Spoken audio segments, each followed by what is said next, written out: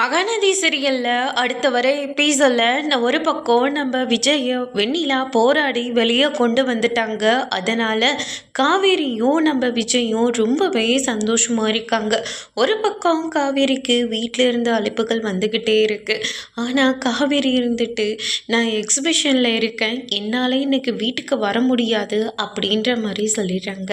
ஆனால் நம்ம குமரனுக்கு விஷயம் தெரிஞ்சிருச்சு, காவேரி விஜய் கூட தான் இருக்காங்க அப்படின்னு சொல்லிட்டு. அதுக்கு அடுத்து தான் பார்த்திங்கன்னா நம்ம வெண்ணிலா இருந்துட்டு நேராக பசுபதி கிட்ட போயிட்டு பயங்கரமாக சண்டை போடுறாங்க.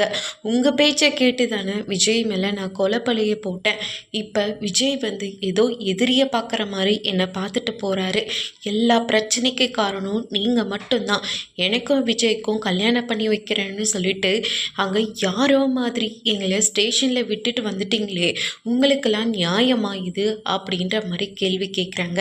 நானா அந்த காவேரி கூட உன்னை போக சொன்னேன், எல்லா உண்மையும் உளறி கொட்டினது நீ, ஆனால் இப்போ பழிய தூக்கி என் மேலே போடுற அப்படின்னு சொல்லிட்டு பசுபதி ஒரு பக்கம் சொல்லவும், அதுக்கு அடுத்து தான் வெண்ணிலாவுக்கு கோபம் பயங்கரமாக வர ஆரம்பிக்குது.